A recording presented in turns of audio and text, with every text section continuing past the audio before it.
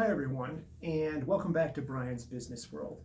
Today we're going to be talking about the pitfalls of requesting a raise at work and how you might be more effective in requesting a raise. Now, there are many reasons why people seek raises at work, but there are three reasons that I've heard time and time again as justification for seeking a raise.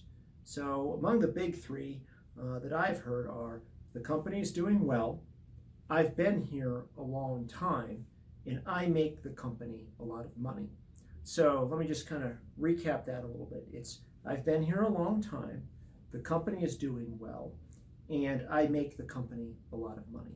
So time and again, I hear a lot of people give these reasons for having a pay raise. And let's kind of go through some of the mistakes and some of the false assumptions people have behind each of these in turn. Let's start with the first one. The company is doing well. Now, the fact of the matter is most employees, in fact, the vast array of employees outside of the very top management and certain select individuals in the accounting department do not really have a clear or accurate picture of how the company is doing financially. So let me repeat that. The vast majority of employees do not have a clear or accurate understanding of how the company is doing. Some, not all of the people in the accounting department do, and the very top executive team do. Now, if a company is publicly traded, that is a better insight into how the company is doing. I will concede that. But in terms of departments or groups within the company, that may not be accurate at all, because the publicly traded accounting information that's in the quarterly reports and the annual reports is on a very high level aggregate nature and usually doesn't break it out to your subgroup or department. So your department may in fact be bleeding money all over the place, or your group may be doing terrible financially, and you won't see that necessarily in the aggregate result of the company. So a lot of people come in and say the company's doing well. I think most employees who make that assertion do not actually have the genuine or accurate financial data. And I think, candidly, it is much more wishful thinking than actual accounting fact.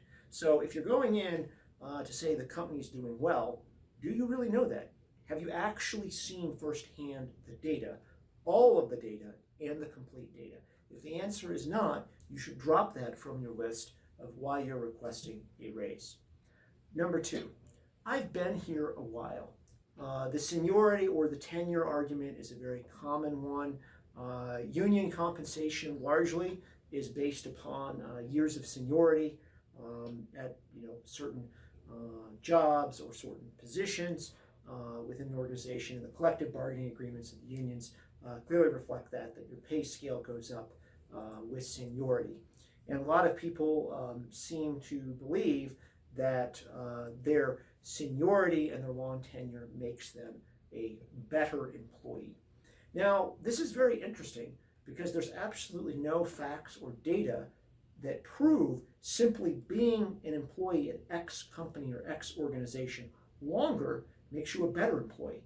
In fact, there is no evidence or facts whatsoever that longer tenure makes you better at anything. So I find this really interesting that I've been here for a while, therefore I should be paid more, because many times those people are not actually offering anything within their performance as to why they're actually any better. They're more aged, they've aged in the position longer, but they actually almost never point out how they're better. Now, is there an argument that experience and seniority can translate into more value for the company? Absolutely. There is definitely an argument, and that is definitely possible. And in many cases, maybe not many cases, but certainly in some cases, that can be true. So if you're going in for a raise based on tenure or seniority, have very precisely and specifically the how and why your experience and your seniority create more value for the company. Let's get how and why your experience creates more value to the company. Now, again, many times you'll find the folks arguing or taking the seniority tact as seeking a raise for that. They won't have the hows and whys as to how that translates to a better bottom line for the company. So that is a partially valid approach. Use it with caution. It could work and it could be valid, but just be careful of the pitfalls in using it. And the third reason people want to raise, I make the company money. I make the company a lot of money. Now, I want to right away sort of attack what I call the ham-handed logic of I produce X sales, X dollars for the company, I save the company X dollars, and I get paid Y.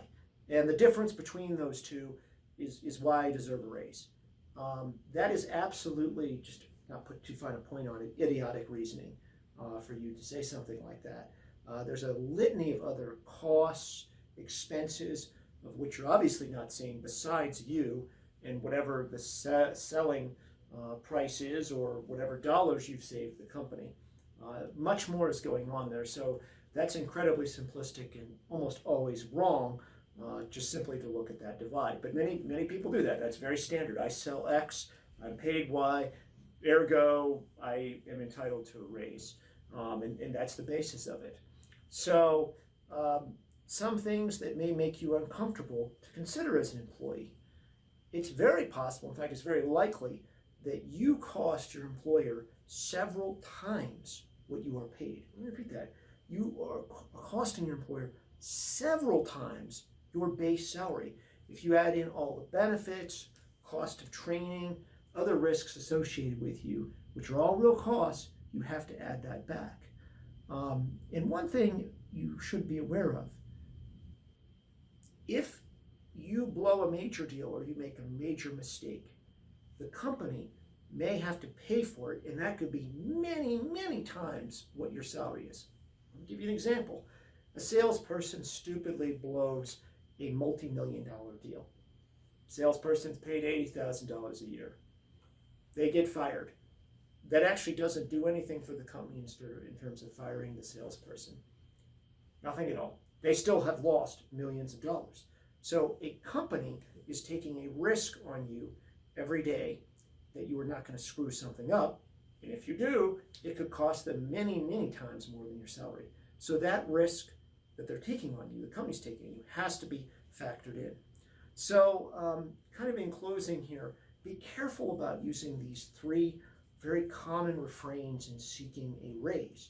The company may not be doing well, or you may not have the data, or may not be doing anywhere near as well as you think in terms of reviewing the actual data. The seniority argument has its limitations and problems, and the idea that you're really making or saving the company money, again, may be grossly naive if you haven't really seen the actual data and you're just doing very general, ham-fisted financial logic. I hope you've enjoyed our segment today. Please leave some comments below, join us, and look forward to hearing from you soon. Thank you.